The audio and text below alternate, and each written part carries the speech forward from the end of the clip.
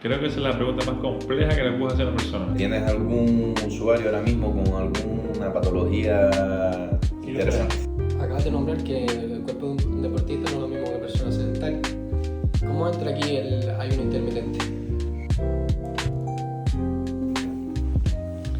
Buenos días, estamos en el primer podcast de Pranamuz. Hoy, en el día de hoy, está Ives de Sá, doctor en Ciencias de la Complejidad, autor del libro Entrenamiento Holístico, profesor de la Universidad de Las Palmas de Gran Canaria y, como no, empresario de Palestra Draw.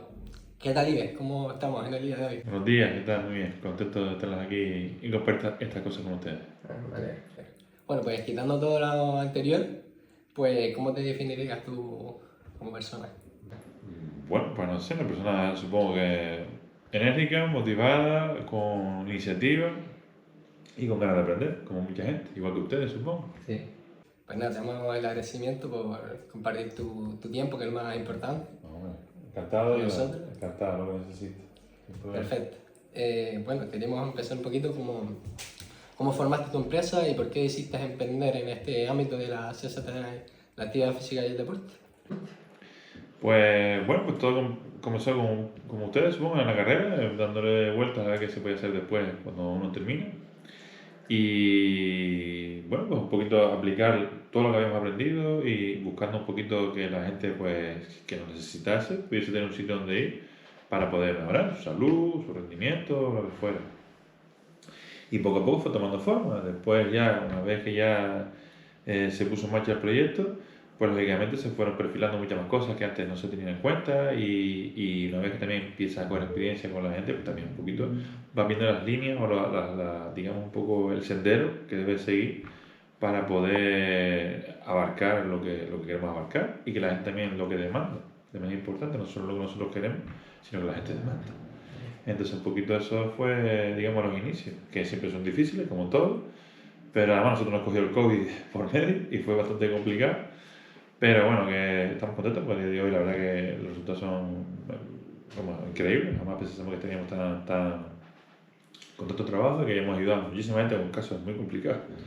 Y hemos tenido de todo, gente sedentaria, gente activa, gente deportista, hemos tenido de todo, la verdad, y estamos contentos con eso. Y en base a tu experiencia, ¿qué dirías que es lo más importante a tener en cuenta a la hora de llevar, por ejemplo, una empresa o el emprender un poquito en este entorno? Lo más importante siempre, lógicamente, es primero conocer, lógicamente, lo que se está tratando, lo que tenemos entre manos, digamos. Y lo segundo es la determinación, porque si uno piensa que porque le va mal va a abandonar, mal asunto. Entonces, siempre el principio es difícil porque lógicamente nadie te conoce. La gente tiene que darle tiempo para que te conozca y que vea tu trabajo y se familiaricen con él. Claro. Y no abandonar, porque si abandona, lógicamente no lo consigue. Ese es el problema. Y también ser suficientemente inteligente para adaptarse. No es tampoco ser rígido en ser determinado y ser rígido, sino ser determinado pero ser flexible y adaptarse a lo que hay. Si nosotros tenemos una idea de una cosa que pensamos que es la que más va a funcionar y de repente tenemos otra que nunca pensamos que iba a funcionar y la mola que más funciona, pues vamos a ir por ahí. Hay que ser flexible en esas cosas. Vale, ¿y por qué te decantaste por la ciencia del deporte? ¿Qué hubo? Pues bueno, como todo, supongo como todo el mundo, buscando un poquito qué estudiar después del instituto, fui a varias jornadas de puertas abiertas y al final, pues como mucha gente le gusta el deporte, pues me metí en deporte. Pero claro, ¿qué pasa? Que uno siempre aquí le cambia la perspectiva. En primero empiezas con una perspectiva y cuando terminas tienes otra muy diferente. Bueno, como seguramente empezará mucha gente de otra carrera. Entonces, también eso está muy bien, porque como igual que en un trabajo, en una empresa, uno empieza con una idea y al final ves que los otros es muy diferente al final, o durante el tiempo que está. Y también eso es importante, porque eso es la realidad, eso es la vida. O sea, claro, eso es importante.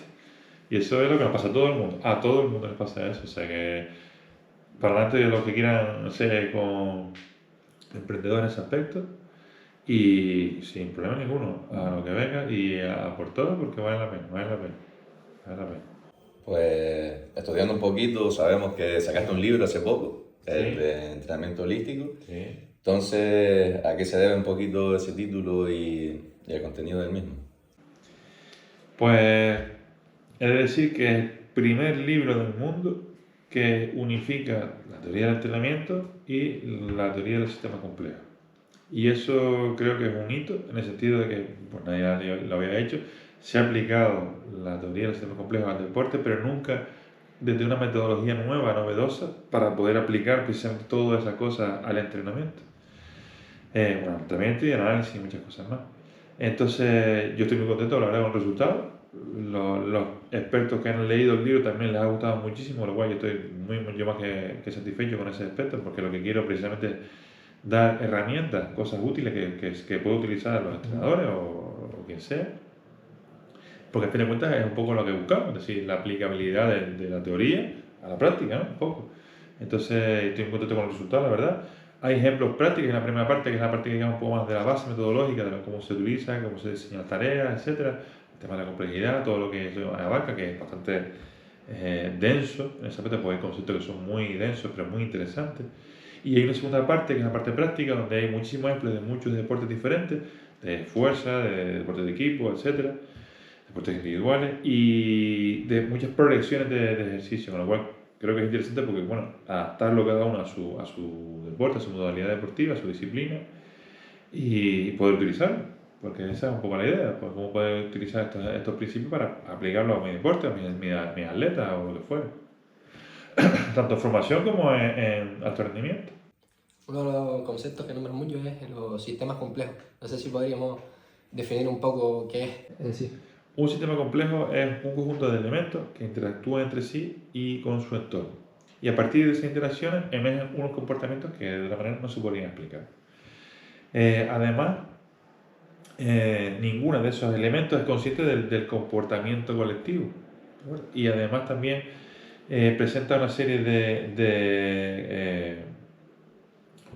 de características de fenómenos propios de los sistemas complejos, como son el comportamiento emergente que acabamos de nombrar, comportamiento de metodología, ¿no? Eso, metodología. No me sale la palabra ahora, ¿cómo se llama esto? Comportamientos, o sea, no lineales, en el sentido de que muchos de ellos no son predecibles, sino que van cambiando de función de lo que vaya sucediendo. Otro es la criticalidad o la autoorganización, en este caso que el sistema se va adaptando a lo que está sucediendo, tanto en su interior como en el exterior, ese tipo de relaciones, y en función de eso se va progresando. Para ello tiene que haber una autoestabilidad también del sistema para que podría... Sí, por eso es importante entender siempre cómo funciona y entender el entorno en el que está, porque de esa relación, de todo ese conjunto, es realmente un poquito lo que vamos a poder nosotros tratar de comprender y poder modificar, si no es un poco complicado. No podemos aislarlo y tratar después de poder modificarlo y volver otra vez a poner en su entorno, porque eso no suele funcionar del todo. Por eso de ahí el título, que sea holístico, en el sentido de que esa visión un poco en conjunto. Nosotros sabemos que te gusta el baloncesto y que llevas un equipo de baloncesto.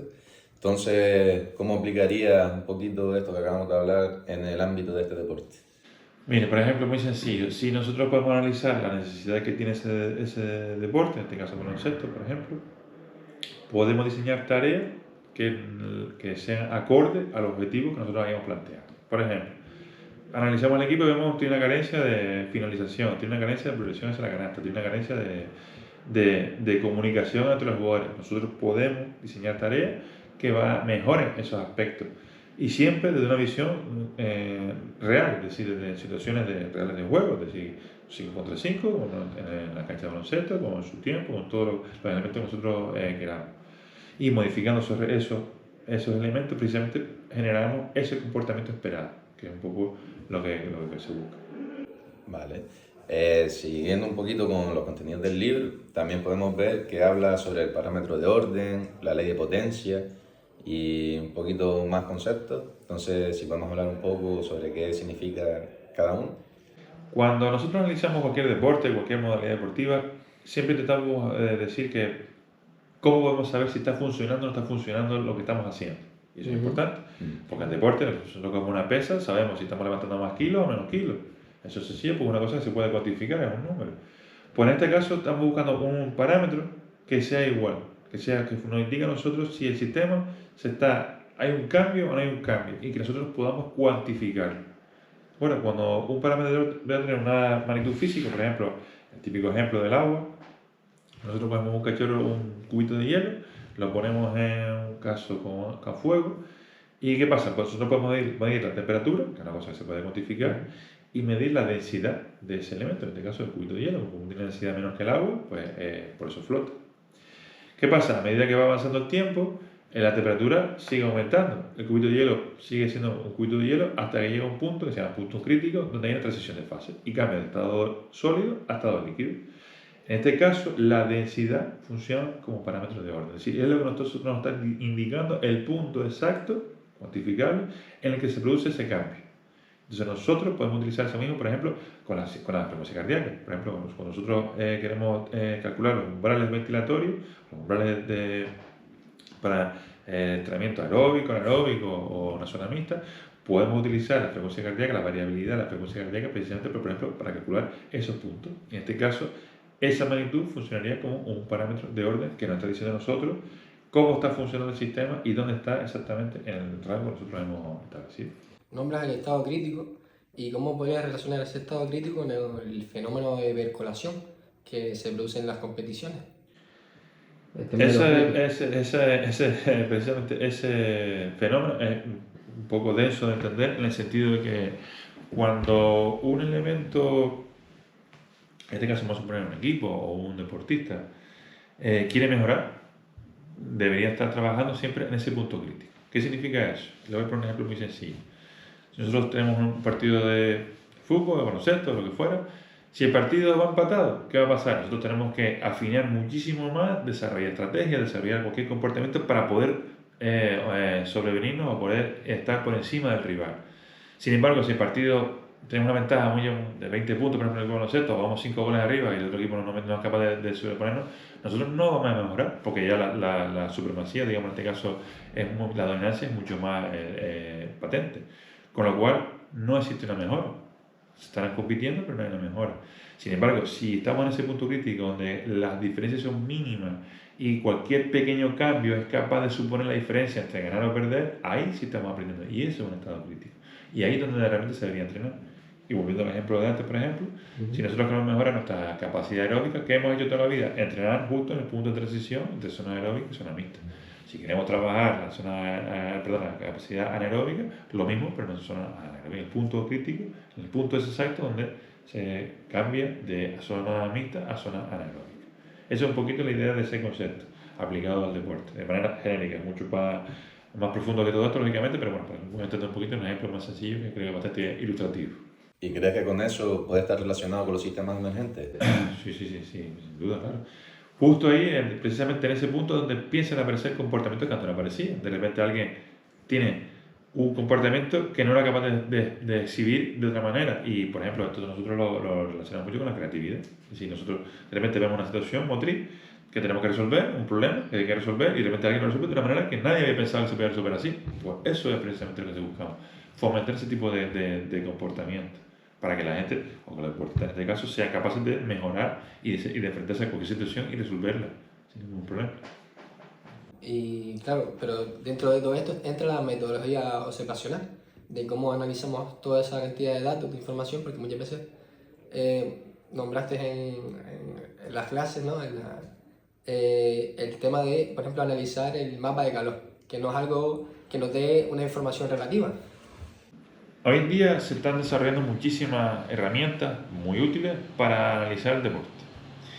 Muchas de ellas vienen de campos de la informática, de la ingeniería, de otros campos de la física y tratan de adaptarse, digamos, un poco al deporte. Son herramientas que vienen de fuera, digamos, un poco buscando cómo extraer información de lo que está pasando en el deporte. Son herramientas muy útiles, hay herramientas muy interesantes para utilizar, pero tenemos que saber interpretar lo que nos dicen los datos. Y ahí es donde viene el problema. ¿Qué buscar? Y esa es la gran pregunta. Es decir, si yo tengo una herramienta fantástica pero no sé lo que estoy buscando, no me voy a encontrar nunca nada, lógicamente. Entonces es importante no caer, digamos, un poco en el tópico de tener la mejor herramienta y con eso voy a conseguir el mejor resultado, porque eso no es así. La clave está en saber extraer los datos, pero primero saber qué preguntar. ¿Qué vamos a mirar? Por eso hablábamos, por ejemplo, del parámetro de orden. Si nosotros somos capaces de identificar el parámetro de orden, lo podemos medir. Pero si no somos capaces de identificarlo, da igual lo que podemos medir porque no lo vamos a ser capaces de saber qué es lo que tenemos que mirar. Entonces, lo principal, por eso la experiencia en este caso, o el conocimiento, es importante porque nos va a decir nosotros qué es lo que tenemos que mirar. Y una vez que sepamos lo que tenemos que mirar, ya podremos utilizar muchas herramientas con más o menos detalle para poder extraer la información. Y después interpretar esos datos. Porque nos ha pasado, por ejemplo, que hemos tenido muchas discusiones científicas con diferentes expertos que, claro, ellos consideraban importante una parte, pero el deporte, lo importante era justo lo que ellos consideraban que no era importante, que era una pequeña parte a lo mejor que no era irrelevante, pues resulta que eso es lo más relevante. Entonces, claro, ahí está ese, digamos, un poco punto de roce muchas veces entre muchos analistas que analizan deporte. Pero las tendencias ahora que están muy interesantes porque aplicando, por ejemplo, este tipo de metodología observacional, pero a la vez aplicando también la metodología de los sistemas complejos, nos da una perspectiva mucho más interesante que una perspectiva, digamos, un poco más clásica. Hablas también de ese análisis, cómo lo podemos llevar a la práctica, y ahí entra también la toma de decisiones. Y hablas también en el libro de la ley de Higgs, el tiempo de reacción. ¿Cómo podemos eso hacer ver al jugador cómo debe tomar una decisión y qué debe ver antes, anticiparse a una acción para después tomar una decisión acertada? Aquí siempre he tenido muchas discusiones con muchos entrenadores de decir, bueno, vamos a hacer un ejercicio para mejorar esto y tal. Vale, muy bien. Pero resulta que muchos de esos ejercicios al final son cosas mecánicas. Entonces, ¿qué pasa? Si hay una cosa mecánica, al final mi cerebro no está tomando ninguna decisión, no estoy progresando. Porque al final es una cosa automática que estoy repitiendo, un automatismo. Entonces, no estoy generando ningún comportamiento nuevo. ¿Qué pasa? Si eso lo estoy aplicando a la toma de decisión, pues realmente no está funcionando, pues no estoy tomando ninguna decisión. O la decisión que estoy tomando son entre 3 opciones, que tampoco es una cosa a lo mejor, o entre 4 opciones, que tampoco es una cosa muy relevante. Es una cosa a lo que yo estoy acostumbrado. Sin embargo, en una situación real, tengo que estar tomando decisiones constantemente, porque la variedad de estímulos es muy grande y además son impredecibles. Es decir, yo no sé qué estímulos me voy a enfrentar, ni cuándo, ni cómo, ni de qué manera. Con lo cual tenemos que preparar a los deportistas para eso. Y en eso consiste el diseño de tareas desde esta perspectiva. Es decir, cómo yo puedo ir elaborando un ejercicio para que, por este caso, si nosotros el objetivo es la toma de decisión, crear una progresión adecuada para que mejorar la toma de decisión en su deporte, en su disciplina. Eso sería lo ideal. Y en este caso, la toma de decisión viene muchas veces, lógicamente, determinada por los tiempos de reacción, pero digamos, es una cosa de cuestión ya más de entrenamiento un poco más clásico en este sentido, pero sí tiene que ver también con el proceso de información y los estímulos que hay alrededor. Nosotros podemos variar los estímulos a los que se enfrenta esa persona, si es una situación real o una situación que es más simulada. Entonces nosotros podemos crear una progresión en ese rango, digamos, en ese espectro, para nosotros adaptarlo. ¿Qué pasa? La metodología clásica decía, no, tienes que hacerlo así, así, así. Esta propuesta es diferente, es al revés, a ver dónde estás tú y de a partir de donde estás tú vamos a ir progresando hacia la realidad. Porque eres tú lo que vas a marcar el ritmo, eres tú realmente que nos va a decir nosotros si estamos progresando o no estamos progresando. Y si tú progresas, debemos seguir progresando para mantenerte precisamente en ese punto crítico. Porque muchas veces pasa que si nosotros a lo mejor entrenamos a una persona, ahora vamos a hacer la siguiente fase, pero digamos, no estamos preparados. O viceversa. ¿Qué pasa? Que a lo mejor también muchas veces no, estamos estancados, pero no hemos progresado, porque estamos haciendo repetir lo mismo siempre y no hay una progresión. Entonces, eso es importante tener ese cambio de enfoque, que es al revés. Si la persona o el grupo es el que nos dice a nosotros cuándo debemos progresar. ¿Y crees que hay mucha diferencia entre una persona que emplea esa metodología a otra persona que usa un modelo clásico, por ejemplo? Sí la hay, porque la hemos puesto en práctica muchas veces y sí la hay, que no quita que lógicamente la metodología clásica funcione, ni mucho menos, ¿no? Pero hay que entenderlo precisamente porque es una mezcla de estas dos cosas, es decir, nosotros utilizamos cosas que vienen de la metodología clásica, por supuesto, con esta perspectiva diferente, pero es una cuestión metodológica únicamente. Es decir, si es una persona que a lo mejor está en un punto muy básico, cualquier cosa que haga va a mejorar.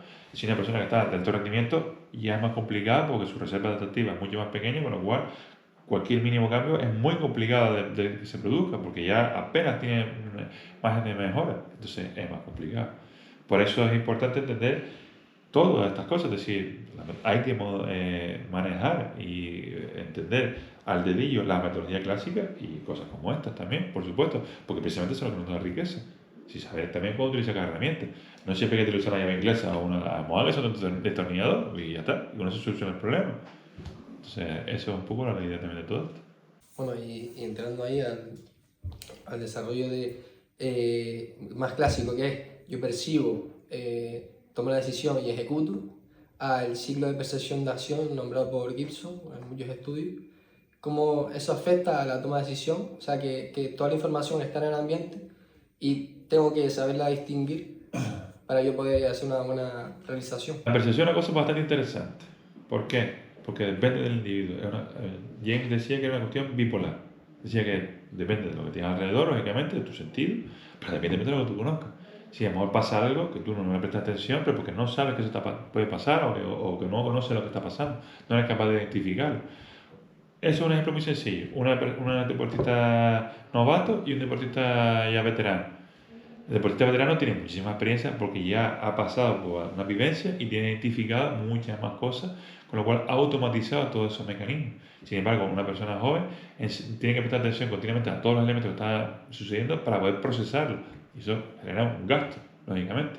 Entonces, es interesante esa cuestión porque muchas veces en deporte se trata de preparar previamente para lo que va a suceder después, es decir, tratar de tener una experiencia previa para lo que se va a enfrentar esa persona después, el día de la prueba.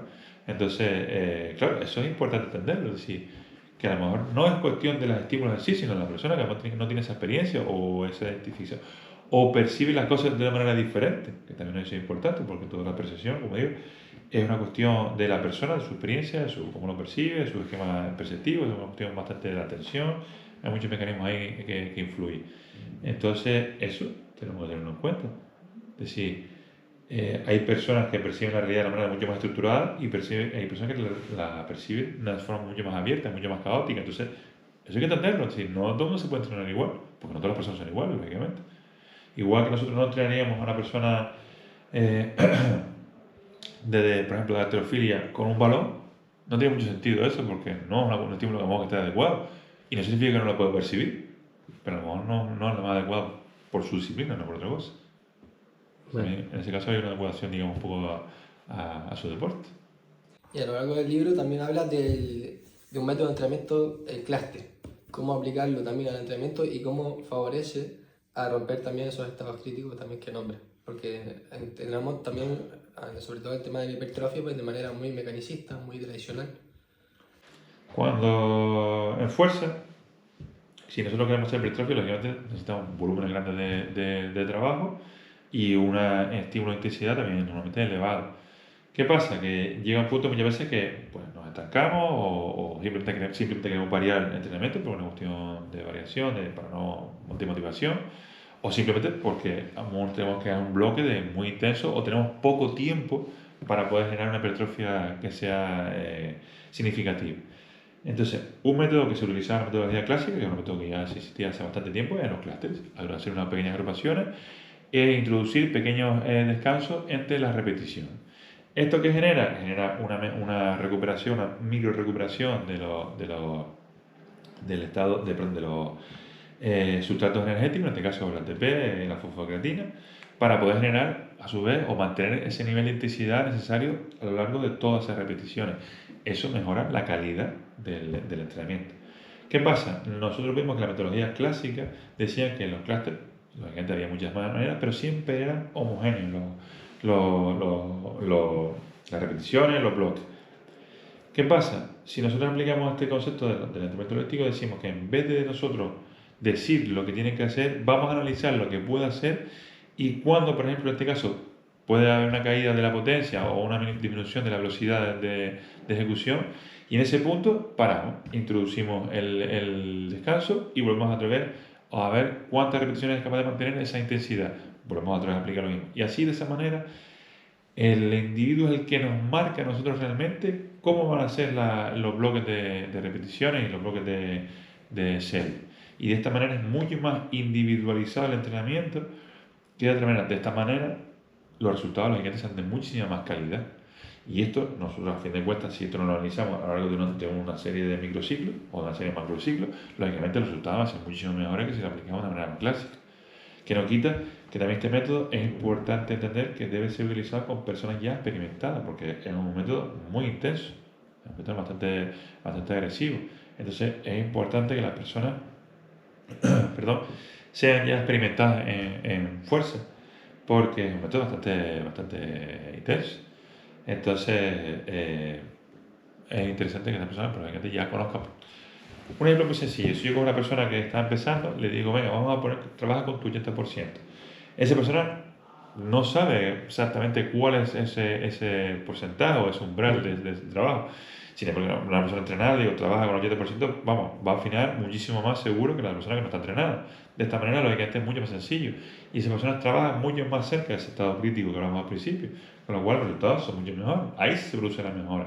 Por eso tenemos que buscar ese punto crítico, porque ahí realmente se produce una mejora significativa. En este caso, hipertrofia. Pues se puede aplicar en fuerza sin ningún problema. Y eso forma parte de esa metodología. Es un enfoque diferente, que no quita que eso viene siendo de hace muchos años atrás, pero de esta manera es una manera diferente de enfocar ese tipo de trabajo. En este caso, entrenamiento de fuerza. Y dentro de la competición, ¿aprovecharías este método como un modo de activación previo a Sí, competir? sí, también, sin ningún problema. También podemos arreglar. La activación se puede hacer. Y es una cosa que, mi experiencia ahora mismo, lo que yo he visto por ahí, no se suele trabajar mucho la activación con pesas antes de la competición. Y una cosa que, vamos, sin ningún problema. Hay que adaptarlo a lo que es la modalidad deportiva que se vaya a utilizar. Pero vamos, que es una cuestión de activación, simplemente. Si el objetivo es activación, no es otro. Entonces, se puede utilizar sin ningún problema. Claro que sí. ¿Qué pasa? Esta metodología lo que nos permite es individualizar. Cuanto más individualicemos, muchísimo mejor, lógicamente, para cualquier modalidad, sea un deporte individual o sea un deporte colectivo, eso no tiene nada que ver. Entonces, vamos a utilizar esta herramienta, sobre todo si estamos hablando de personas de alto rendimiento o competiciones ya un poquito más, ya de más nivel. Entonces, se puede utilizar sin ningún problema. También no solo podemos aplicarlo al entrenamiento de fuerza, sino también al entrenamiento de resistencia, a la planificación. ¿Cómo planificarías tú una carrera, por ejemplo, de 45 kilómetros? Nosotros hemos tenido casos también interesantes de personas que querían prepararse sus pruebas de resistencia, gente con un nivel de rendimiento medio, digamos, gente aficionada, pero que ya tenía una cierta experiencia de años de trabajo y de entrenamiento. Entonces, siempre quieren, lógicamente, mejorar, como mucha gente. Entonces, hay una manera que nosotros estamos intentando desarrollar un poquito más de planificación utilizando ese tipo de conceptos, porque vemos que es más interesante y que realmente la persona va a responder más a su necesidad real y a su progresión real en el entrenamiento de este caso de resistencia a la fuerza. ¿Por qué? Porque la misma idea, en vez de decirle nosotros los bloques o digamos lo que tiene que realizar, los kilómetros, el volumen, la intensidad, lo que tiene que correr, va a ser al revés. Nosotros podemos utilizar, que es una metodología que se utiliza hace mucho tiempo, marcar una distancia, por ejemplo, y marcar la intensidad a la que tiene que correr y ver cuántos metros, por ejemplo, puede recorrer durante esa distancia, a esa intensidad. Es decir, a partir de ahí podemos establecer unos bloques. Sería un poco como utilizar el clúster, pero aplicado al entrenamiento de resistencia a la fuerza, porque realmente es lo mismo, es decir, mantener una serie de contracciones durante un tiempo a una intensidad igual. Entonces, realmente es más o menos la misma metodología, la idea. Y utilizar bloques de descanso entre digamos, esa prueba total. De manera que la idea es ir reduciendo los bloques de descanso a medida que se va aumentando el tiempo de trabajo hasta que se llega a completar la serie total de trabajo de la prueba. Y los resultados que hemos tenido hasta ahora han sido espectacular. Entonces, estamos trabajando un poquito más para ver si podemos desarrollar todavía más ese tipo de planificación de entrenamiento porque realmente nos está dando resultados muy interesantes, muy interesantes. Lo que pasa es que también es muy complicado de trabajar y llevar a la práctica porque dependiendo de la prueba, a veces es más complejo porque hay mucha variabilidad en las pruebas. Hay pruebas que son en llano, donde no hay ningún problema, pero hay otras pruebas de montaña que ahí la incertidumbre es mucho mayor porque, claro, están corriendo por niveles, por desniveles mucho más pronunciados, con una acumulación de nivel bastante importante. Las superficies no son planas, solamente son piedras, en fin, es bastante complejo. La complejidad es un poquito más elevada porque la incertidumbre es mucho mayor, simplemente. Entonces, hay que también adaptar a ese tipo de entrenamiento. Si es la prueba que quiere hacer esa persona, tenemos que buscar las herramientas para poder adaptarnos a ese tipo de prueba, porque es la realidad. Si la persona quiere hacer, pues lo quiere, ¿por qué no se lo podemos ayudar a mejorar? Aprovechando que Samu nombró antes el tema de los artículos científicos y que estamos hablando un poquito de investigación, sabemos que ya has publicado 24 artículos, entonces te queremos preguntar cuál te parece más interesante y cuál crees que tiene más trascendencia por ahora. Bueno, como buen padre de 12 artículos y participando en 12 artículos, no sé decirte cuál sería más interesante, la verdad. Pero hay algunos que son muy llamativos en el sentido que son rompedores. ¿Vale? Por ejemplo, hicimos uno con baloncesto de análisis de la competición, el modelo competitivo, y eso no se había hecho antes de esa manera. Y también análisis de los partidos utilizando parámetros de orden, que antes tampoco se hacía. Y hay uno también de redes, que también es muy interesante, que ha tenido mucha repercusión internacional y que tampoco se había hecho nunca antes desde esa perspectiva. Y las herramientas que hemos podido extraer de ese tipo de análisis son muy útiles, muy útiles, muy útiles. Hemos tenido herramientas de saber cosas que en complejidad no se habían podido hacer en otros ámbitos de ecología, economía o de zoología o de el cuerpo humano. Hemos podido aplicar en deporte, por ejemplo, saber un elemento o la magnitud que nos determina a nosotros la autoorganización. Eso es fantástico y de manera completamente cuantificable. Es una cosa que fue, vamos, un avance muy interesante y significativo. Y también el hecho de que herramientas, por ejemplo, para poder analizar el riesgo que tomaban los equipos en función de algo. Y siempre iba en función de un parámetro de orden, precisamente, no era una cuestión completamente aleatoria, sino que tenía una razón de ser. Entonces, y ver cómo ese riesgo se tomaba en diferentes situaciones de juego. Son herramientas fantásticas para analizar tanto nuestro propio equipo como los rivales. Y también queremos saber si es posible, si estás trabajando en algún artículo nuevo. Estamos trabajando en artículos nuevos y estamos trabajando en proyectos nuevos de muchas aplicaciones de este tipo de conceptos, ya más orientados quizás un poco más a la salud, pero que vamos, que la idea es trasladarlo a cualquier ámbito, sea rendimiento, salud o lo que fuera. Porque vemos que el tema del deporte, la educación física, actividad física en general, es muy importante y en los artículos científicos no se suele tener demasiado en cuenta en cuanto al análisis de la población, de la muestra. Porque muchas veces, lógicamente, los estudios buscan tener una amplitud de muestra grande para que pueda ser significativo los resultados, las conclusiones. Pero ¿qué pasa? Muchas veces si se distingue población sedentaria y población activa, cambia muchísimo los resultados de los estudios y cambia muchas las conclusiones.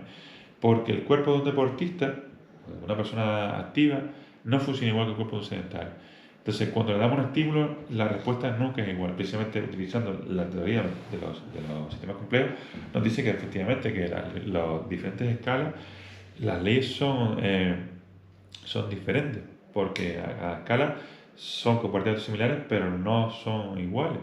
Entonces, es importante entender que el cuerpo de un deportista no funciona igual. El nivel de autoorganización no tiene nada que ver con una persona sedentaria y eso influye en los estímulos, en los resultados y en lo que se va a mejorar en ese caso, sea salud, rendimiento o lo que fuera. Acabas de nombrar que el cuerpo de un deportista no es lo mismo que una persona sedentaria. ¿Cómo entra aquí el ayuno intermitente? Pues es una buena pregunta, porque ahora mismo no hay ningún estudio a largo plazo sobre en humanos con el ayuno intermitente. Entonces es una cuestión que ahora mismo parece que está de moda, y bueno, no es una cuestión novedosa, ya se hacía hace muchos años, pero no hay un estudio, digamos, en fin, un poquito que estudie precisamente esa repercusión en tu salud, en el rendimiento a largo plazo. Hay estudios muy interesantes publicados en revistas muy alto nivel, de nivel internacional, que hablan un poquito de los beneficios y los perjuicios que puede tener ese tipo de práctica nutricional. ¿Qué pasa? No distinguen entre población activa y población sedentaria. Entonces, claro, la demanda energética o digamos el comportamiento que tiene los nutrientes o el cuerpo humano de un deportista no es igual que una persona sedentaria. Entonces, si nosotros sometemos a este, digamos, estrés o este cambio significativo de hábitos nutricionales, los resultados que obtengamos con una persona sedentaria no van a ser los mismos que tengamos con una persona deportista, porque su demanda no es igual, porque su comportamiento no es igual, porque su autoorganización no es la misma, con lo cual el estímulo que nosotros tenemos, el resultado que vamos a obtener no tiene nada que ver una cosa con la otra. Y es importante entender eso y hay que discernir entre esos dos tipos de poblaciones, porque si una persona sedentaria de repente deja de comer para intentar perder peso o mejorar su salud, su cuerpo va a entrar en un estado de, digamos, receso. Donde dice, bueno, si no como, pues voy a intentar parar porque no puedo gastar, porque no estoy generando calorías. Pero como mi gasto calórico es mínimo, realmente incluso se produce una ganancia de peso al principio, cosa que parece una cosa completamente contradictoria. Pues eso está documentado. Entonces, ¿qué pasa? Debe pasar muchísimo tiempo para que se produzca un cambio de peso o cambio de composición corporal significativo. Pero ¿qué pasa? Si se nos acompañado de una actividad física, la calidad de de esa masa muscular o de ese tejido óseo no va a ser igual, lógicamente, entonces los resultados no van a ser similares. Sí es verdad que hay muchísimos beneficios a nivel tipo celular, se reduce la oxidación, se reduce la inflamación, se reduce muchísimos aspectos que son agresivos para los tejidos, mejora la capacidad cerebral, mejora la protección cerebral, eso está documentado también. Pero se ha visto que además incluso si eso es acompañado de una actividad física regular, los resultados son muchísimo más significativos que si no fuese de esa manera. ¿Por qué? Porque si yo además de someter a ese cuerpo a una restricción calórica, lo someto a un estrés de demanda y de mejora, porque al final de cuentas tienes que mejorar para poder seguir rindiendo, los resultados son muy diferentes, muy diferentes. Entonces queremos investigarse un poco porque vemos indicios muy interesantes, y ya no solo a mi nivel, digamos, de actividad física, sino a nivel evolutivo. Entonces queremos aplicar muchos conceptos que hemos visto de temas de biología evolutiva, porque vemos que hay muchos indicios interesantes que nos pueden dar una pista de cómo eso debería o podría funcionar de una manera mucho mejor. También hablan de que esos procesos fisiológicos que se describen en el ayuno intermitente, uno de ellos es la cetosis, ¿no? Si podéis explicar un poquito esto y junto con la autofagia. Cuando se produce una restricción calórica, cuando dejamos de comer durante un tiempo prolongado, a partir de las 12 horas, se empieza a producir cuerpo cetónico. ¿Qué significa esto? Que el cuerpo, lógicamente, tiene un metabolismo basal, ese metabolismo basal está funcionando de una manera, pero si no se produce una ingesta calórica durante esas 12 horas, modifica su metabolismo y empieza a producir cuerpo cetónico. ¿Qué significa esto? Que el sustrato energético ha cambiado. Y entonces la sustancia de desecho, que en este caso tiene el cuerpo cetónico, nos está indicando que ya no se está consumiendo un sustrato energético, sino que es otro. Entonces, eso tiene una repercusión en el cuerpo, lógicamente. Se ha estudiado, por ejemplo, y uno de los aspectos más llamativos es la protección cerebral. ¿Por qué? Porque si esos cuerpos cetónicos, el cerebro es el órgano, que más hidratos de carbono consume. Entonces, si no hay hidratos de carbono en el cuerpo que el cerebro pueda consumir, el cerebro necesita estar activo, necesita funcionar, igual que el corazón, igual que el pulmón. Son, digamos, el triángulo que se conoce como triángulo vital, porque si no, si eso uno de esos no reproduce, no llega a torrente sanguíneo, no llega a nutrientes, pues nos morimos, básicamente.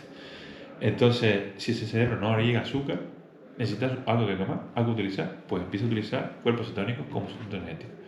Y eso se ha estudiado que genera unos mecanismos de protección frente a tipos de demencia, tipo Alzheimer, Parkinson y el tipo de neuropatía, porque hace que el cerebro tenga que afinar todavía más y ser todavía más, digamos, eficiente en el uso de sus sustratos energéticos.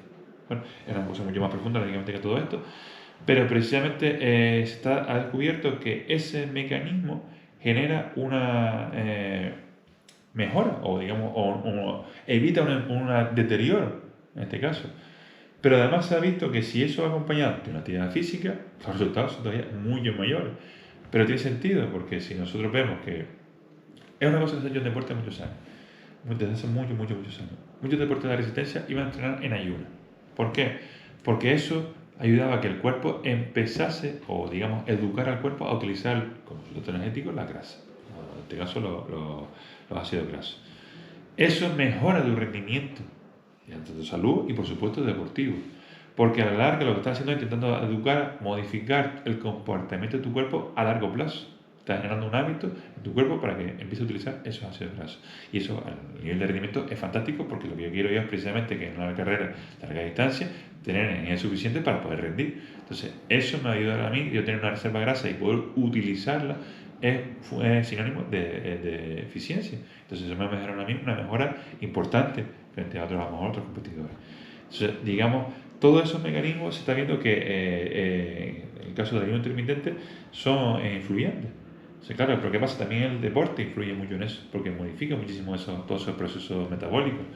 Entonces es importante que tratar de estudiar todo esto en conjunto, porque el estudio la mayor parte se centra en aspectos nutricionales únicamente o fisiológicos. Entonces, que está muy bien, lógicamente, pero también vemos que hay muchas cosas que son externas que también influyen y son muy determinantes en este tipo de, digamos, de mecanismos, de procesos. ¿Y crees que puede estar íntimamente relacionado el ayuno intermitente con la ganancia de fuerza, por ejemplo?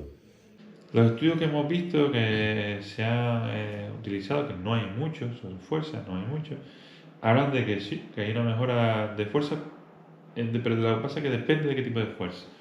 En cuanto a la hipertrofia, por ejemplo, había unos periodos de adaptación, o sea, unos periodos de adaptación, unos 15, 20 días más o menos de adaptación para poder que no se produzcan las mejoras, digamos, a nivel muscular. Pero ¿qué pasa? En una hipertrofia es un caso bastante particular porque necesitamos sustrato energético y necesitamos proteínas, básicamente, para poder construir más tejido muscular. Si no, va a ser complicado. Entonces, generar una restricción a ese punto parece que crea un cierto conflicto, pero que no es tan relevante como parece indicar, o por lo menos lo que indican los estudios. Pero sí es cierto, lógicamente, que no va a ser igual que tener un aporte calórico constante, ya no solamente por una cuestión de aminoácidos, sino por otras cuestiones hormonales, tipo insulina, etcétera, que son hormonas anabólicas que además, lógicamente, promueven precisamente ese aumento de la masa muscular magra. Entonces, los estudios parecen indicar que no hay ningún problema en principio, que se puede generar una hipertrofia con esa restricción calórica, pero lógicamente, bueno, depende un poquito de lo que estamos buscando. Si estamos hablando, por ejemplo, de potencia o de resistencia a la fuerza, ahí sí sería más interesante ese tipo de estrategia, porque genera otros mecanismos, otros fenómenos diferentes que nos pueden ayudar a mejorar el rendimiento. Pero al principio no hay ningún conflicto con la fuerza, al contrario, parece que genera un tejido de mucha más calidad, un tejido magro de mucha más calidad que de otra manera. Y además la resistencia después, la resistencia a la insulina es todavía mucho más eficiente, digamos, esos mecanismos. Entonces ya estamos hablando de cuestiones mucho más interesantes y que lógicamente están muy vinculadas con los procesos de fuerza. Hablaste también del tema de las proteínas. ¿Cuál es el momento óptimo de ingerir este tipo de suplementación? ¿Durante el entrenamiento? ¿Después? Hablaste también del tema de las proteínas. ¿Cuál es el momento óptimo de ingerir este tipo de suplementación? ¿Durante el entrenamiento? ¿Después? Bueno, los estudios hablan mucho de la famosa ventana post-entrenamiento, de las 2 horas esas después de entrenar, etc.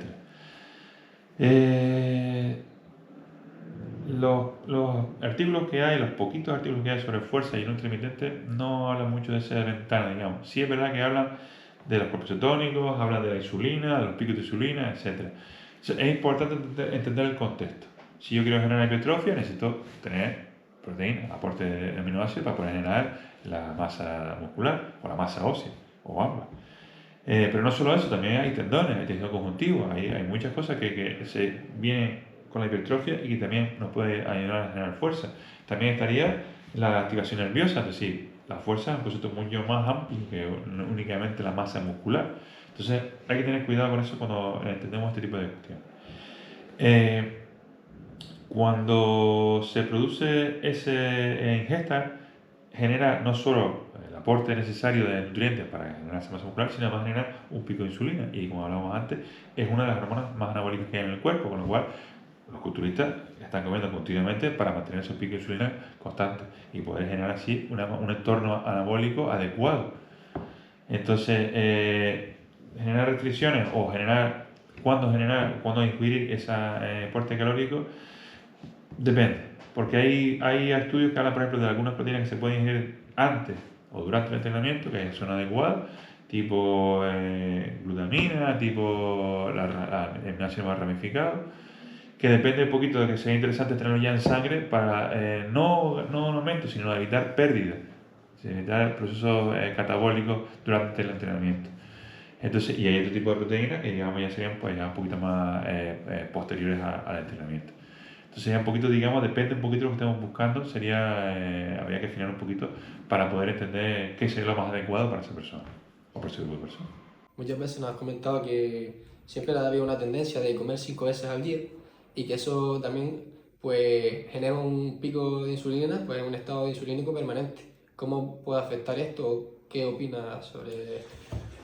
Cuando nosotros hablamos de alimentación, siempre nos viene a la cabeza nutrición. Nutrición, acto de nutrirse, ingerir alimentos, etcétera. Pero esto es mucho más, sino también es una cuestión de hábito. Es decir, nosotros ya no solamente el qué como, sino cuándo lo como, porque eso es importante. Yo puedo tener dos sujetos que coman la misma cantidad de alimentos, los mismos alimentos, la misma cantidad de calorías, etcétera, los mismos nutrientes, pero no es lo mismo que lo coma durante 5 veces al día que lo coma durante 2 veces al día. La digestión no tiene nada que ver, la digestión no son iguales, los procesos que tiene que producir el cuerpo no son iguales. Mi nivel energético a lo largo del día no va a ser el mismo, etcétera. Si yo hago deporte, también influye eso muchísimo. Entonces es importante entender que ya no solamente estamos hablando de una cuestión nutricional, sino de hábitos alimenticios, porque es una cuestión también de tiempo, es decir, ¿cuándo como? ¿Y por qué como a esa hora? ¿Y qué he hecho antes? ¿Qué he hecho después? Eso también es importante, si no es lo mismo comer que acostarme, o entrenar y comer después, o comer y entrenar, o comer por la mañana justo acaba de levantar, es que hay muchas cuestiones ahí que influyen, porque tenemos los ritmos circadianos marcan mucho procesos dentro del cuerpo, tanto metabólicos como hormonales, etcétera. Entonces influye también. Y el deporte o la actividad física modifica o potencia muchos de esos mecanismos que tienen que ver con los ritmos circadianos. Entonces es una cuestión como mucho más compleja de lo que puede parecer a simple vista, que simplemente utilizarlo como calorías o como nutrientes. Discernirlo entre grasa, hidratos de carbono, proteínas, etcétera, es mucho más complejo que todo eso. Mucho más complejo que todo eso. Hoy en día también observamos mucho el término de la tendinitis. Entonces te queríamos preguntar si crees que existe o no. Me está metiendo mucho compromiso. Sí, vamos. Mire, el tema de las fases es muy interesante, cada vez se está intentando entender un poquito más eso, qué significa esto de las fases y por qué son tan influyentes en el entrenamiento o en la salud. De muchos casos ahora nosotros la verdad que es una cosa que no habíamos planteado nunca y de repente nos han venido muchísimos casos de personas con dolores en la planta del pie, que le habían diagnosticado fascitis plantar, etcétera. Bueno, pues vamos a ver si eso o cómo podemos nosotros atajar ese problema. Entonces nos hemos dado cuenta que muchos de esos diagnósticos eran erróneos en el sentido de que no era una cuestión de inflamación de esa planta del pie, sino de acumulación de tensiones en zonas donde no debería haber tensión. Entonces, cada caso es diferente, lógicamente, cada cuestión es diferente, pero sí vemos que hay casos que, por ejemplo, es una cuestión de ejecución técnica, donde hay una mala ejecución técnica y se generan tensiones donde no se deben generar, y eso a la larga, lógicamente, genera un problema. Hay cuestiones que eran de tipo de patrones motores, de un mal patrón motor que genera problemas, pues, lógicamente, a la hora de caminar, por ejemplo. Hay otras cuestiones que eran de material, es decir, utilizar una zapatilla o un calzado que no era inadecuado o durante un tiempo prolongado, también genera, lógicamente, problemas a la hora de en la pisada y todas las estructuras que rodean el pie. Y, lógicamente, la fase pues se afecta a todo esto. Entonces, los últimos estudios que hemos podido acceder o que están saliendo ahora, son muy interesantes porque hablan de la estructura que tienen los tejidos conectivos, en este caso. Tiene una estructura helicoidal, lógicamente el tendón, el colágeno que está dentro del tendón, pero hay muchos tipos de colágeno, hay hasta 23 tipos de colágeno. Pero además no solo eso, sino que se está viendo que el colágeno está funcionando como un tejido no newtoniano. ¿Qué significa esto? Que claro, se comporta como un fluido mientras está en reposo, pero si le generamos un impacto o una tensión rápida e intensa, se comporta como un sólido. Entonces es importante entender ese mecanismo. Por eso, sobre todo en deporte. Sabemos que en deporte de resistencia yo puedo generar muchísimo más fuerza hipertrofiando ese tipo de tejido que la masa muscular. Entonces es una manera, digamos, ventajosa de generar más fuerza sin tener más peso en el cuerpo. Entonces todas estas cuestiones son importantes y hay que tenerlas en cuenta a la hora de abordar cualquier cuestión de salud relacionada con este tipo de patología, digamos, porque no es tan sencillo discernir si es o no es una inflamación, porque hay mucha discusión sobre si el tejido conjuntivo se inflama o no se inflama, porque los vasos sanguíneos que llegan ahí son mucho menores que los que llegan a un tejido como puede ser el músculo, por ejemplo. La irrigación sanguínea es mucho menor. Entonces hay discusión ahí sobre si realmente hay un proceso inflamatorio o no, o cómo de grave o cómo de significativo ese proceso inflamatorio en ese tendón, en esa fase. Hablaste también de la importancia del calzado. Ahora está muy de moda el uso del barefoot, zapato minimalista. O también vemos como el uso de playeras con mucho acolchado. ¿Cómo crees que puede afectar esto a este tipo de fascitis plantar o este tipo de patología, lesión? Nosotros somos animales que hemos ido evolucionando durante miles de años, cientos de miles de años. Entonces, eso influye en nuestra estructura. Y el tejido tendón es una estructura del cuerpo, junto a los huesos. Entonces, hemos estado descalzos durante cientos de miles de años. Ahora hemos añadido un calzado, algo que realmente es antinatural. Es decir, algo que no estaba en la naturaleza, nunca me había tenido ese problema. Lo hemos utilizado como protección para evitar lesiones por una piedra, un cristal, un clavo, lo que fuera, que podemos clavar en la parte del pie, que eso es fundamental. Protección frente al agua, por ejemplo, cuando estamos trabajando o lo que fuera, o un calzado, protección literal sobre una persona que está trabajando en una maquinaria pesada para que no se rompa el pie, porque es un objeto pesado del pie, lo que fuera. Entonces, bueno, lógicamente, y el deporte es una cuestión que se ha ido estudiando durante muchos años, cómo el calzado puede influir en el rendimiento deportivo. Y se ha visto que tiene una influencia importante. Pero claro, ¿hasta qué punto eso podemos nosotros discernir que eso es salud o que es rendimiento? Y hasta qué punto se puede afectar o no. Por ejemplo, si nosotros utilizamos, nos han dicho que para prevenir lesiones del tobillo, un 15, tenemos que utilizar un calzado elevado para amarrarlo fuerte, para que restringir un poco esa estructura si se produciese ese 15. Pero ¿qué pasa? Si restringo la movilidad del tobillo, a la larga que va a producir un acortamiento y eso me va a generar que una disminución de rendimiento. No voy a poder tener menos movilidad, con lo cual no voy a poder generar ese rango articular óptimo para poder generar pues, un salto o un lanzamiento o lo que fuera, o una carrera. Entonces, eso es una disminución de rendimiento. Entonces, hay que tener cuidado con eso también. Si nosotros tenemos, por ejemplo, un calzado con mucho drop, mucho acolchado, eso lógicamente es una amortiguación que se supone que nos mejora porque está imitando el mecanismo que genera el tendón, que es un acolchado, que genera, acumula esa tensión y nos devuelve otra vez esa tensión para, en sentido contrario, para poder nosotros impulsarnos. Pero ¿qué pasa? Si estoy continuamente en una superficie inestable, eso va a hacer que mi músculo esté continuamente activándose y mi cerebro esté continuamente reestructurando su posición natural. Eso va a generar una fatiga y un exceso de trabajo en mucha estructura a ese nivel. Entonces, ¿qué pasa? Si se puede alargar, puede generar un problema. Por eso, una cosa es el uso puntual de ese elemento y otra cosa es el uso prolongado de ese elemento. Unos tacones, un tacón muy elevado, ¿qué pasa? La estructura que va a generar, la posición que va a generar el pie, no es natural o está muy forzado durante mucho tiempo. Eso puede generar un problema. Problemas de guanete, problemas de metatarso, muchos problemas de tendones, de acortamiento también. Y también los gigantes fascitis, muchísimas cosas que son los gigantes van en contra de la salud. ¿Se puede hacer un uso puntual? Pues sí, claro, por supuesto, pero si hacemos un uso prolongado, pues los gigantes tenemos que asumir que eso va a generar muchos problemas. Y así podemos tener consideraciones más, que lógicamente que tienen sentido si lo analizamos desde un punto de vista mucho más analítico. Pero claro, vemos por qué es una cuestión natural. Si nosotros hemos tenido una evolución de miles de años descalzos y el pie se ha adaptado a precisamente ese movimiento. Tiene una amortiguación natural, tiene una colchón natural, tiene impulso natural, precisamente por eso, porque nosotros pasamos de cuatro apoyos a dos apoyos, bipedestación, y eso generó unos cambios en esas estructuras para adaptarnos a eso.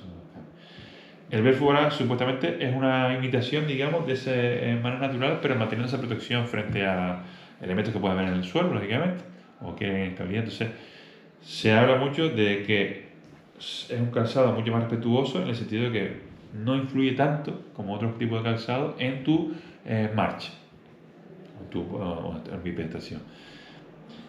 Hay muchos ejemplos de muchas poblaciones en el mundo que corren descalzos, que corren con zapatillas mínimas y que el rendimiento es espectacular. Entonces, ¿hasta qué punto el calzado ese realmente influye o no influye sobre el rendimiento? Porque si están ejemplos esos ahí, lógicamente, profesora, lógicamente estamos hablando de poblaciones que han estado viviendo así durante muchos miles de años, no en nuestro caso en la población industrial, digamos, en el movimiento occidental. Pero si los casos están ahí en esas poblaciones, pues por algo será, y ahí están los ejemplos, si ahí está la realidad, no es otra. Hay muchas corrientes ahora mismo de muchos corredores que viven en el mundo occidental, por decirlo de alguna manera, que están intentando volver otra vez a ese tipo de corriente, digamos, de manera de utilizar ese tipo de calzado para ese tipo de... Y les va muy bien, les va muy bien. No quita que el otro no sea igual de válido ni mucho menos. Pero simplemente entender un poquito el contexto de cada cosa y saber qué repercusiones tiene uno y qué repercusiones tiene otro. No es que uno sea mejor que el otro o viceversa, sino que simplemente entender que el uso prolongado puede generar unos problemas o el uso puntual puede ser beneficioso. Depende un poco de lo que estemos buscando. Una vez nos comentaba algún caso de un chico que jugaba al baloncesto, que por el uso del calzado, pues no sé si podías comentarnos un poquillo ese caso. Sí. Antiguamente, lógicamente, los entrenadores, los preparadores físicos, pues el conocimiento que tenían era un poco más limitado que el que hay ahora, lógicamente, porque afortunadamente se ha ido investigando, se ha ido mejorando todo eso, parte del entrenamiento. Una ha sido fue el calzado, es decir, el calzado de deporte, lógicamente también ha habido una evolución, claro, además, desde los años 70, 80, cuando ya era una cosa un poco más boom del calzado deportivo, ha habido una evolución. Como decía antes, antiguamente, sobre todo en baloncesto, se utilizaban calzados de muy alto que cubrieran el tobillo para apretarlo e intentar reducir ese rango articular para evitar problemas, sobre todo de guince. ¿Qué pasa? Eso en un uso puntual puede ser beneficioso, efectivamente puede ser una protección, pero en un uso prolongado, al final, esa limitación va a generar una atrofia de esa articulación. Entonces, eso, en el rendimiento deportivo, eso no es lo que buscamos. Y precisamente está contraindicado. Con lo cual, hemos tenido muchos casos de niños que están en edad de desarrollo que por el uso de ese tipo de calzado se han ido acortando su rango articular y eso ha disminuido su potencia de salto, su carrera, ha modificado su patrón de marcha, su patrón de carrera también. Entonces, eso va en contra de lo que estamos hablando. Entonces, hay que intentar evitar eso y entender por qué hay que evitarlo. Porque muchos casos de mi generación, cuando yo hacía deporte, cuando estaba empezando, casi todos han tenido problemas de tobillo o rodillas por culpa de este calzado, porque nos ha limitado mucho y estoy seguro que muchas cosas de las que tenemos, de lesiones crónicas que ha habido ahora, fue por culpa del calzado inadecuado, que lógicamente le quedó mucho lo que había, no había otra cosa, pero bueno, viendo una perspectiva, una visión en retrospectiva, vemos que efectivamente que probablemente sea esa una de las causas de muchas de las lesiones que había en ese momento en este deporte, en este caso, pero en otros deportes pues, sucede igual. Yendo un poquito al hilo de los usuarios, ¿cómo es tratar con personas con Alzheimer, por ejemplo? Muy gratificante, pero es bastante desgasta mucho, porque lógicamente es una población complicada de trabajar en el sentido de que cuando le damos una orden, no la ejecuta. Si yo le digo a una persona que se siente, pues una persona pues se sienta o se levanta. Una persona con Alzheimer no va a hacer eso. Entonces es muy complicado trabajar, metodológicamente quiero decir, con ese tipo de personas porque hay que intentar entender cómo funciona esa persona para poder hacer que haga lo que nosotros queremos que haga. Entonces es complicado desde esa perspectiva porque una persona le dice, venga, levanta 3 veces la rodilla, levanta 3 veces la rodilla, pero la persona con Alzheimer te mira y se ríe o se enfada o se va a otro lado. Es complicado. O a veces levanta la rodilla, entonces es complicado. No es una cuestión que sea lineal, sino que no sabemos exactamente cómo lo queremos enfrentar. Eso es complicado. Pero es muy gratificante porque después, con ese tipo de trabajo, al final ves resultados y esa persona ves un cambio significativo. Y ya cada vez es más fácil trabajar, que también es muy complicado, pero con esa persona o con muchas personas con otros tipos de neuropatía neurológica, vemos que hay un cambio significativo y que al final sí es importante. ¿Y cómo enfocarías un entrenamiento con una persona con Alzheimer o demencia, sabiendo que pudiendo trabajar la memoria a corto y largo plazo? Es complicado porque cada caso es diferente y lo que pasa es que muchas veces no suelen venir solas ese tipo de enfermedades, entonces es complicado porque son personas que normalmente ya vienen de un tiempo importante de inactividad o pasan mucho tiempo sentado, pasan mucho tiempo en una silla de ruedas o lo que fuera. Y entonces todo eso hay que sumarle muchas cosas, problemas de sobrepeso, depresiones, diabetes, hay muchísimos problemas. Alzheimer, Parkinson, a veces están muy mezcladas, hay un espectro muy grande de enfermedades ahí, entonces es complicado. Demencia senil, es un espectro complicado. Entonces, trabajar con esta gente hay que primero evaluarlo, importante, saber en qué punto están, qué pueden y no pueden hacer, y a partir de ahí construir. Como decíamos antes, decir, vemos que esa persona nos va a dar el ritmo a nosotros. trabajar con esa persona. Al principio, lógicamente, esa progresión será muy lenta, pero se progresa. Y al final de esa progresión, cada vez los resultados serán mejores y se podrá progresar a un ritmo mucho mayor, con lo cual requiere tiempo, sobre todo al principio, trabajar con ese tipo de personas. Pero es importante dedicarle ese tiempo porque al final esa persona empieza a despegar. Entonces ahí es cuando realmente vemos que las mejoras cada vez son más palpables, pero no significa que no haya mejorado. Es decir, nosotros hemos tenido gente que empezó a trabajar con nosotros, al principio la gente era muy lento, pero la propia gente que entrenaba a la vez con ellos vieron que los cambios cada vez eran mayores y cada vez se veían más, y personas que a lo mejor estaban con un andador, silla de ruedas, acabaron de pie con nosotros jugando a las palas. Y eso demuestra un nivel de coordinación, percepción, de control motor importantísimo para ese tipo de personas, porque ya no es una cuestión solamente de salud, sino también de autonomía. Es decir, esa persona ya puede hacer muchas cosas que antes no podía, como levantarse, sentarse, como comer, ducharse, o incorporarse en una cama, o lo que fuera, o una caída, poder levantarse. Y eso genera mucha seguridad, en fin, ya son muchas cuestiones anexas que también son importantes, ¿vale? La depresión, que es una cosa que suele ser también muy ligada a este tipo de patología, también se revierte. Entonces son cosas importantes. Bueno, que es muy interesante, es muy gratificante, pero al principio es duro porque cuesta. Pero vamos, los resultados valen la pena seguir, ser determinante, ser determinado en ese aspecto y seguir avanzando porque llegan los resultados. También te queríamos preguntar si dentro de tu centro, en Palestra Drago, ¿tienes algún usuario ahora mismo con alguna patología interesante? Sí, los tenemos. Tenemos gente adulta, tenemos niños con patologías importantes y el trabajo que estamos haciendo es muy interesante y nos está dando resultados bastante interesantes. No quiero dar mucho detalle, obviamente, porque son cosas que son muy personales, lógicamente, y son confidenciales, pero sí tenemos gente con problemas neurológicos serios y que los cambios que se están produciendo son importantes y los podemos cuantificar. Si tenemos con sus parámetros cada uno, cuantificándolo, y vemos que hay una disminución de las cosas, digamos, un poco más negativas y un aumento de las cosas positivas. Entonces, bien, porque significa que estamos yendo por el buen camino. ¿Hasta qué punto se puede mejorar? Lógicamente eso no lo sabemos, pero sí por lo menos vemos que hay una mejora y vamos a intentar llegar lógicamente al máximo que podamos llegar para que esa persona pueda mejorar todo lo que pueda, tener su autonomía y mejorar su estilo de vida, porque a fin de cuentas es lo que buscamos, ya no es una cuestión solo de rendimiento, sino de calidad de vida. Entonces, hemos tenido casos muy complejos, hemos tenido casos de personas con problemas de motricidad, pero que al final resulta que eran problemas de esquema corporal, por ejemplo, a nivel cerebral, ya no a nivel local, sino a nivel central. Entonces fue complicado dar con ese tipo de conclusiones, porque no siempre son fáciles. Y también gente que a lo mejor en principio iba mejorando, después la cuestión médica cambia su medicación, interfiere mucho sobre el entrenamiento, entonces a veces es complicado también lidiar con ese tipo de cuestiones, pero es la que hay. Es decir, la que hay, y tratar de buscar. Gente, por ejemplo, que tenía diabetes, también tenía problemas, y también gracias a este tipo de cuestiones han estado mejor que nunca.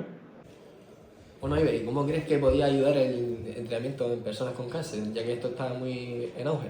Pues es una población lógicamente muy sensible, hay que saber trabajar con personas con cáncer porque lógicamente están en un punto de su vida que pues es importante, que puede haber un fallecimiento o no, depende de unas cuestiones muy importantes ahí que hay que saber lidiar con ellas.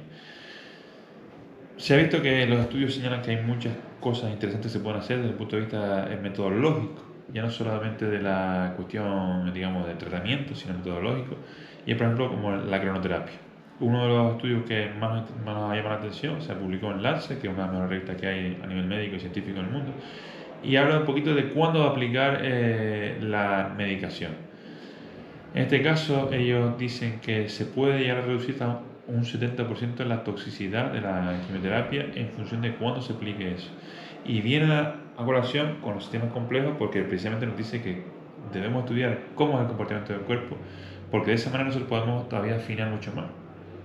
Y en eso se hace un poquito lo que veo en esa metodología, en saber cuándo están activas las células cancerosas y cuándo está más resiliente la célula sana, y aplicar la medicación en ese momento. Eso puede generar unos beneficios muy importantes de reducir los efectos negativos de la medicación desde el punto de vista muy significativo. Entonces nosotros hemos aterrizado el rizo y lo hemos estado haciendo con deporte. Hemos estado utilizando ese tipo de metodología, pero en deporte de manera muy diferente, y los resultados que estamos teniendo son muy interesantes. Por eso estamos intentando poner en marcha un proyecto para estudiar qué efectos puede tener eso en pacientes con cáncer. Y los resultados son bastante prometedores. Hasta ahí puedo hablar. Bueno, pues complicándolo un poquito más en este tipo de casos, no sé si sabes algo en referencia a la fibromialgia y cómo puede afectar a ello. La fibromialgia es una cuestión interesante para nosotros porque no está estudiada, parece que no hay indicios, no quedan claros de por qué se produce y qué es exactamente la fibromialgia, según lo que hasta donde yo sé. Pero nosotros tenemos mucho que decir ahí, yo creo, porque si realmente es una cuestión de nivel nervioso y muscular, etcétera, pues nosotros somos los indicados para poder intervenir en ese aspecto. Pero claro, no conozco todavía, por lo menos yo no conozco ningún estudio que relacione el entrenamiento con este tipo de patología. Entonces no sé si existe alguna metodología que se trabaje con eso directamente, pero vamos, seguramente si se plantea se puede hacer algo interesante para poder trabajar y ver si se puede mejorar o no esa enfermedad. Vale, pues haciendo un poquito, empezar a hacer el cierre, te queremos preguntar un poquito qué consejo le puedes dar a las personas que vean el vídeo o a nosotros mismos como desde un enfoque de un educador físico deportivo. ¿Pero consejos para qué? ¿Para ganar 1 millón de euros? En el sentido de la salud, en el ámbito de la salud. ¿Para trabajar con personas y...? Sí, y sobre nosotros mismos. Bueno, no ser autónomo, eso es importante, porque la salud la pierde seguro, ¿no? Pero bueno, una broma aparte de eso, hay que intentar entender y conocer todo lo que podamos, estudiar, aprender, seguir aprendiendo todo lo que podamos, y la experiencia también es importante, no tener miedo y empezar a trabajar. Bueno, si tenemos a alguien, podemos ir a algún sitio o a alguien y empezar a trabajar con esa persona para poder coger experiencia y ver cómo se trabaja y empezar a tener relaciones con las personas reales, casos reales y con personas de verdad, que al final hay también saber lidiar con las personas, porque al final somos gente que nos relacionamos. Entonces, tener experiencia y no tener miedo a empezar ya a caminar sin ningún problema e ir aprendiendo todo, porque vamos a estar aprendiendo toda nuestra vida. Yo sigo aprendiendo, mis compañeros siguen aprendiendo, lógicamente, y cada día es interesante porque vemos cosas nuevas y que nos forma también un reto nuevo para poder afrontar. Entonces, no tener miedo de eso, ya a caminar, que en todas las carreras, en todas las profesiones pasa eso. Entonces, simplemente empezar con experiencia para poder trabajar y preguntar, no tener miedo de preguntar, que a mí o quien sea, porque vamos, estoy encantado de poder compartir con ustedes todo el conocimiento sin ningún problema. Entonces queremos aprovechar también para saber dónde podemos comprar tu libro y si queremos entrenar contigo, ¿para dónde tenemos que ir? Pues el libro lo pueden comprar en la editorial Inde, que se puede comprar online sin ningún problema, y tiene las puertas abiertas en la parte de atrás cuando quieran venir cualquiera, sin ningún problema, que para eso está, y una parte importante del centro de formación, a quien quiera, cualquier profesional que quiera venir a formarse con nosotros, está más que bienvenido. Y un poquito para hacer el cierre final, ¿qué es ser feliz para ti dentro del ámbito primero profesional y luego, si quieres, a lo personal? Creo que esa es la pregunta más compleja que le puedes hacer a una persona. ¿Qué es ser feliz? Porque esa es una cuestión muy importante y que mucha gente, poca gente se plantea. Desde el punto de vista profesional, pues mira, lógicamente ser capaz de vivir gracias a mi trabajo y lógicamente ser capaz de ayudar a los demás por lo que sea, en cuestión de salud o de deporte o a mejorar. O simplemente por mantener un nivel de vida, una calidad de vida normal, tener una vida de vida saludable y aprender. Mucha gente simplemente pues quiere cambiar un poquito para aprender cómo comer mejor, cómo tener una vida más sana, etcétera. Y simplemente es por eso, no es una cuestión de nada más. Y para mí eso es ser feliz, poder tener un ambiente de trabajo guay, que eso es importante, correcto, que sea agradable para trabajar con nosotros, y eso también se transmite a la gente. Es importante también que la gente vea que hay un ambiente de trabajo bueno, porque también al final de cuentas eso marca mucho que la gente quiera venir a trabajar con usted, en este caso. Entonces, les animo que también eso lo promuevan porque es importante. Y que nosotros tenemos la ventaja que no tienen otras profesiones, es que la gente se pasa tiempo con nosotros. Entonces tenemos muchas herramientas para trabajar con la gente y que la gente lo agradece muchísimo y que son cuestiones que no tienen otras profesiones. Somos los únicos que podemos intervenir en todos los niveles, a nivel celular y a nivel social. De ahí todo ese rango que hay por el medio, nosotros somos los únicos que podemos intervenir al mismo nivel, al mismo tiempo, en todos esos niveles. Entonces, vamos a trabajar con eso, que podemos hacerlo. Pues por nuestra parte te queremos agradecer el tiempo que nos dedicaste. La verdad que es súper enriquecedora la conversación y me servirá para aprender bastante cuando lo vea un par de veces. Y como última pregunta, nos gustaría saber de qué te gustaría ver el siguiente capítulo del podcast.